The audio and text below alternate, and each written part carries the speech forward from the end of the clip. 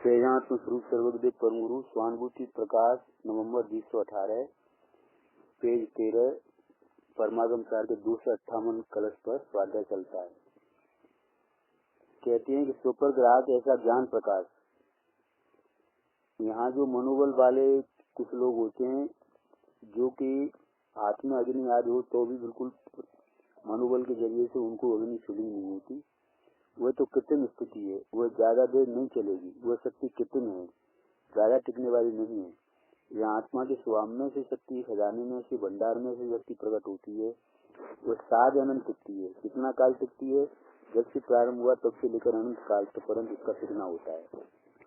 वह ज्ञान प्रकाश स्व को जानता है और पर को भी जानता है। दोनों को जानने पर दोनों भिन्न भिन्न ज्ञात होते हैं। जो भिन्न है वो भिन्न ज्ञात होते हैं।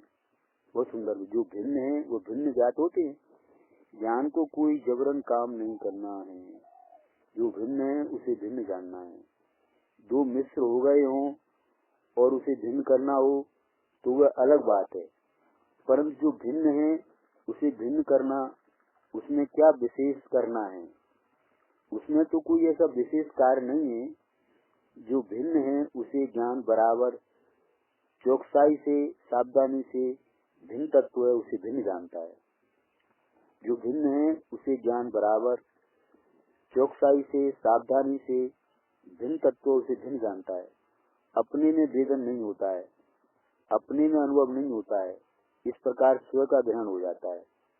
तब पर भिन्न है वह सहज ही जानने में रह जाता है। बहुत सुंदर बात है। अपने में भेदन नहीं होता है, अपने में अनुभव नहीं होता है पर का। इस प्रकार स्व का ग्रहण हो जाता है, तब पर भिन्न है वह सहज ही जानने में रह जाता है। उसे भिन्न करना ऐसा कोई नई भिन्न प्रक्रिया नहीं करनी पड़ती। उसे भिन्न करना स्व स्वप्न अनुभव में आता है तो पर भिन्न जानने में रह जाता है। उसे भिन्न करना तब पर, इस प्रकार स्व का ग्रहण हो जाता है, तब पर भिन्न है वह सहज ही जानने में रह जाता है। उसे भिन्न करना ऐसी कोई नई भिन्न प्रक्रिया नहीं करनी पड़ती। स्वयं में नहीं है, इसीलिए स्वयं में अनुभव में नहीं होता है, स्वयं में अनुभव नहीं होता है। जैसे जागृत हुआ तब मालूम पड़ा कि स्वप्न में कितनी वस्तुएं देखी, अनुभव किया, उतनी वास्तव में नहीं है। वास्तव में नहीं है इसीलिए अनुभव झूठा था। स्वप्न की मिठाई से पेट नहीं भरता। पूज्य बंसरी ने एक दृष्टांत दिया है, भूखा सो गया हो, तीव्र सुधा लगी हो, कहीं भी आहार का योग हो, ऐसी परिस्थिति न हो, अत्यंत दरिद्रता हो, भूखे भूखे थककर सो गया और जागृत अवस्था में ऐसी कल्पना की हो कि इतनी भूख लगी हो, ऐसे मिठाई मिले तो कितनी खा जाऊं। मिठाई तो मिली नहीं है, लेकिन निद्रा में मिठाई खाई, इतनी खाई मानो तृप्त हो गया। डकार खाता है, उतने में आँख खुल गई, देखता है पेट तो उतना ही खाली है जितना खाली था, पूरा खाली है, उसमें कोई भूख मिटती नहीं है। जैसे ये जीव पंचेंद्रिय विषयों का भोग भोग अनंत काल से ऐसा मानता है, मैं तृप्त हूँ, ये प्राप्त करूँ, इसको भोगूं, इससे तृप्त हूँ, लेकिन उसके स्वप्न की भूख मिटती नहीं है, क्यों खाली ही रहता है। एक रजकण भी आत्मा में आता नहीं है, आत्मा को स्पर्श तक नहीं करता है। अच्छा खाना खाया, बहुत अच्छा खाया, लेकिन उस तेरे में क्या आया? देख तो सही, जब खाया तब भी तेरे में कुछ नहीं आया है, तू खाली ही है। जिस पर पदार्थ से तू शून्य है, जब खाया तब भी तेरे में कुछ नहीं आया है, तू खाली ही है। जिस पर पदार्थ से तू शून्य है, जिस पर पदार्थ से तू अभाव स्वभावी है, अभाव स्वरूप है, वह ज्यों का त्यों उससे वैसा ही रहता है, शून्य और अभाव स्वरूप ही रहता है। कभी भी कल्पना करके मुझे प्राप्त हुआ ऐसा कल्पना करता है, उस वक्त भी वह भ्रमणा में ही है, उस वक्त भी वह भ्रमणा में ही है, स्वप्न में ही है। उसकी जागृत जो चैतन्य की स्थिति होना चाहिए वह नहीं है, इसीलिए उसे ख्याल नहीं आता है। वहाँ की तो वास्तव में ज्ञान में, चैतन्य में एक रजकण का किसी भी काल में स्पर्श होना, मिश्र होना हो नहीं सकता। उसे जो भिन्न रखता है उसे भेद ज्ञान हुआ ऐसा कहने में आता है। ये सम्यक दर्शन प्राप्त करने की रीति है। यही सम्यक दर्शन में मोक्ष मार्ग में विशेष विकार करके पूर्णता तक जाने की रीत है।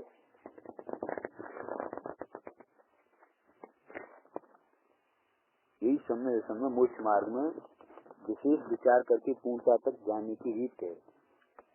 चित्त अब क्या कहते, चेतन लक्षण द्वारा स्वयं को लक्षित करते ही ध्रुव के पूर्व पर लक्ष्य जाता है, ध्रुव के प्रभाव पर लक्ष्य जाता है। विशेष बात क्या कहते हैं, कोई तर्क नहीं करे, इसीलिए ये बात साथ साथ ली है। यहाँ ज्ञान का जो प्रकाश है जिसमें स्वयं का जानना होता है और जिसमें पर पदार्थ प्रतिबिंबित होता है वह तो पर्याय है, और पर्याय का तो हमें आश्रय नहीं करना है, ऐसा हम शास्त्र में समझते हैं। पर्याय का आश्रय नहीं लिया जाता, वह तो व्यवहारने का विषय है। पर्याय शुद्ध पर्याय हो अशुद्ध पर्याय हो, समस्त पर्याय व्यवहारने का विषय है। जहाँ गुणभेद व्यवहारने का विषय है, वो पर्याय तो व्यवहारने का विषय है ही, उसमें कोई चर्चा करने का प्रश्न नहीं रहता है। कहते हैं कि यहाँ जहाँ चेतन लक्षण प्रगट पर्याय में है, यहाँ कहते हैं कि यहाँ जहाँ चेतन लक्षण प्रगट पर्याय में है, उस लक्षण द्वारा उसे अर्थात आत्मा को लक्षित करने से आत्मा का जो ध्रुव स्वभाव है उस पर लक्ष्य जाता है, पर्याय पर लक्ष्य रहता नहीं। वेद ज्ञान भले ही पर्याय में होता है तो भी लक्ष्य पर्याय पर नहीं रहता, ऐसा है। रास्ते पर ध्यान रखकर ट्रैफिक से बचता है तो भी उसका लक्ष्य है वह ट्रैफिक पर नहीं है। उपयोग है फिर भी लक्ष्य नहीं है। ठीक, उपयोग है वो इसीलिए लक्ष्य है, ऐसा कुछ नहीं है। लक्ष्य कहीं हो और उपयोग कहीं और हो, ऐसा बनता है कि नहीं। ऐसा परिपूर्ण जो ध्रुव का प्रभाव है, यहाँ ध्रुव को बाढ़ के रूप में लिया है। बाढ़ में शक्ति बहुत होती है, बाढ़ को रोका नहीं जाता। नदी में आता है ना, भारी बाढ़ आती है, खाली नदी हो, उसमें 1-2 पुरुष की ऊंचाई जितना बाढ़ प्रवाह चला आता हो, एकदम खाली नदी हो, गर्मी में ऊपर बारिश हुई हो तो पानी इकट्ठा होकर उसका प्रवाह 1-2 मनुष्य की ऊंचाई जितना होता है, खाली नदी में पानी आता है। 1 सेकंड में तो पानी दोनों किनारे पानी पर भर जाते हैं। इतना भारी बाढ़ कहाँ से आई? वह बाढ़ ऊपर से आई। वैसे अंदर में जो ध्रुव में शक्ति भरी है, आत्मा के ध्रुव स्वभाव में शक्ति भरी है, अथवा शक्ति जो ध्रुव स्वभाव रूप है, उसमें से पर्याय में बाढ़ आती है। ज्ञान का आनंद शक्ति का उछाला आता है, पुरुषार्थ का वेग और बाढ़ उत्पन्न होता है। वह ध्रुव में बाढ़ भरी है, उसमें से आती है, ऐसा कहना है। शक्ति में से शक्ति की व्यक्ति होती है, इसलिए ध्रुव रूप होने पर भी उसका एक रूप है, वह दर्शाते हैं। उसमें बाढ़ है, ऐसा उसका रूप है। उसे लक्षित करते ही ध्रुव के प्रभाव पर लक्ष्य जाता है, अर्थात ध्रुव खाली नहीं है। ध्रुव है, आत्मा ध्रुव है, ऐसे नहीं। अनंत शक्ति का सामर्थ्य जिसमें बाढ़ भरी है, ऐसा ध्रुव है। अब ध्रुव खाली नहीं है, ध्रुव है, आत्मा ध्रुव है, ऐसे नहीं। अनंत शक्ति का सामर्थ्य जिसमें बाढ़ भरी है, ऐसा ध्रुव है। उस पर लक्ष्य जाता है और मात्र ऊपर के चेतन लक्षण पर से पूरा लक्ष्य अंदर में होता है। अनित्य लक्षण है, फिर भी पूरे नित्य को वो उस पर से ग्रहण कर लेता है। एक अवयव पर से पूरे अवयवी को पकड़ता है, वह सुप्त ज्ञान में सामर्थ्य है। जो सुप्त ज्ञान चेतन लक्षण द्वारा परिपूर्ण, पूर्ण, अनंत, सामर्थ्यवंत, पूर्ण ऐसे आत्म द्रव्य को लक्ष्य में लेता है, ज्ञान में लेता है, जिसमें अनंत केवल ज्ञान की पर्यायों का सामर्थ्य भरा है। गुरुदेव जी तो बहुत स्पष्ट भाषा में कहते थे, जिसके पेट में अनंत सिद्ध पर्याय भरी हैं, केवल ज्ञान की पर्याय भरी हैं, ऐसे शुद्धात्मा को जो लक्ष्य में और ज्ञान में लेता है। समय सार की 9-10वीं गाथा में तो शुद्ध केवली कहा है। जो केवल ज्ञान स्वरूप की आत्मा को जानता है वह शुद्ध केवली है। किसने उसे शुद्ध केवली कहा है? कि ऋषिश्वरों ने इसे सुतकेवली कहा है, मूल भाषा ऐसी ली है। ऋषिश्वर उसे सुतकेवली कहते हैं। सम्यक दृष्टि की महिमा आचार्य ने कितनी की है। अनायास में जिसने शुद्धात्मा को विषय नहीं किया, वह जब शुद्धात्मा शुद्ध ज्ञान में शुद्धात्मा को विषय करता है, तब ऐसा कहते हैं कि वह तो सुतकेवली हुआ, भाषुत केवली हुआ। तो द्रव्य से तो भले हुए केवली को सुनेगा, तब द्रव्य सुत केवली कहे, केवली को सुनेगा तब द्रव्य सुत केवली कहते हैं। केवली को सुना इसलिए सुत केवली कहा। जिसे केवली ने श्रवण करवाया वह सुत केवली, उसके बराबर कैसे हुआ। जिसने सर्व सुत ज्ञान को जाना, 12 अंग जाना, केवली को सुनने पर जिसने 12 अंग जाना, गणधर पदवी 12 अंग को जानते हैं, वो सुत केवली है, गणधर सुत केवली है, यहाँ सम्यदृष्टि सुत केवली है, ऐसा कहते हैं। कैसी बात है ये।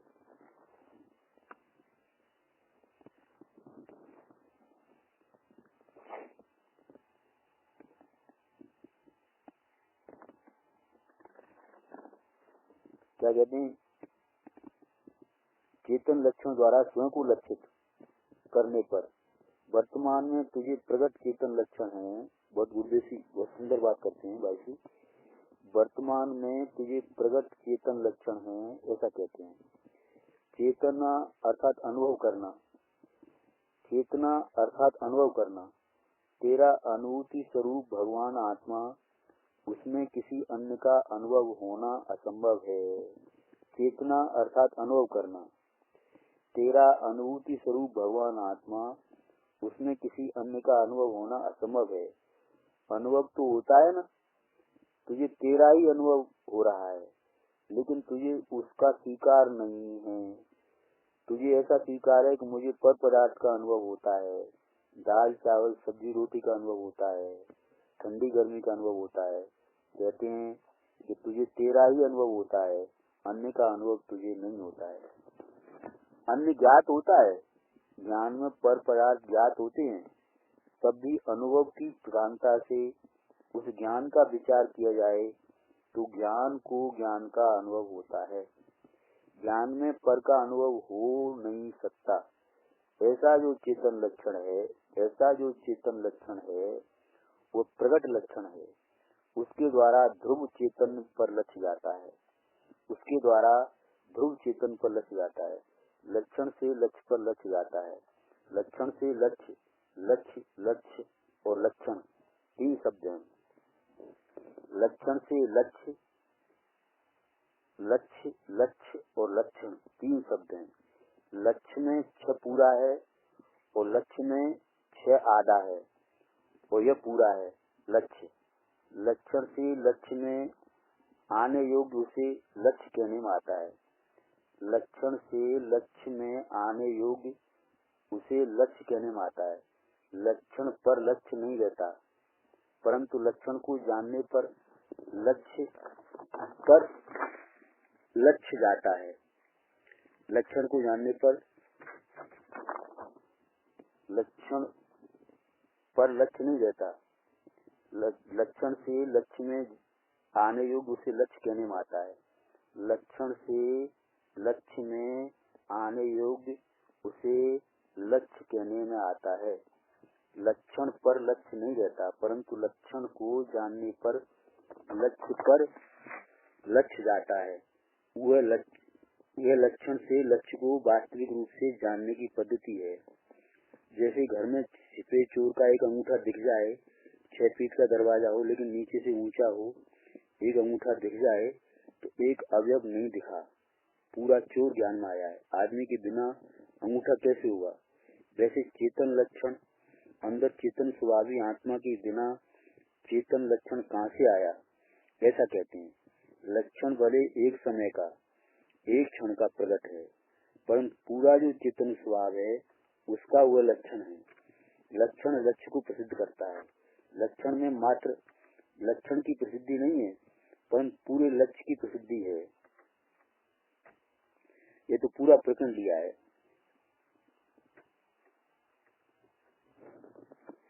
कहते हैं कि ध्रुव के प्रभाव पर लक्ष्य जाता है। क्या कहते हैं, ज्ञान लक्षण द्वारा वेदन से प्रसिद्ध है, ऐसे ज्ञान लक्षण द्वारा स्व संवेदन से प्रसिद्ध है। वेदन से नहीं अपितु स्व संवेदन से प्रसिद्ध है। ऐसे ज्ञान लक्षण द्वारा पूरा आत्मा भिन्न लक्ष्य में आता है, पूरा आत्मा भिन्न ज्ञात होता है। कहते हैं ध्रुव के पूर्व पर लक्ष्य जाता है। वो पूर्ण आत्म वो पूर्ण आत्म तत्व है जो साक्षात सिद्ध स्वरूप है, जो परिपूर्ण शुद्धांत पद है, उस पर लक्ष्य जाता है। लक्ष्य जाता है तो उसकी पहचान होती है, पहचान होती है तब से उसकी भिन्नता का जो अभ्यास है वो वास्तविक रूप से चालू होता है और उस अभ्यास के फल में बारंबार अनुभव दशा आती है। उसे यहाँ मोक्ष मार्ग कहने में आता है। मोक्ष का उपाय कहो या मोक्ष का मार्ग कहो, ऐसा नहीं है कि पर्याय पर भेद ज्ञान करता है। बहुत सुंदर बात करते हैं भाई श्री, बहुत अच्छी बात है। ऐसा नहीं है कि पर्याय पर भेद ज्ञान करता है। इसीलिए राग और ज्ञान ऐसे पर्याय पर लक्ष्य रहता है, ऐसा समझने योग्य नहीं है। पूरे वेद ज्ञान का जो विषय है उसमें लक्ष्य त्रिकाली ध्रुव पर है। पूरे वेद ज्ञान का जो विषय है उसमें लक्ष्य त्रिकाली ध्रुव पर है और वेद ज्ञान की प्रक्रिया पर्याय में होती है। वो ख्याल में और बुद्धि में आए उस तरह से स्वभाव एवं विभाव भिन्न पड़ते हैं। स्वभाव भिन्न पड़ता है, विभाव भिन्न पड़ता है। ये 259 प्लस पर का बोल है।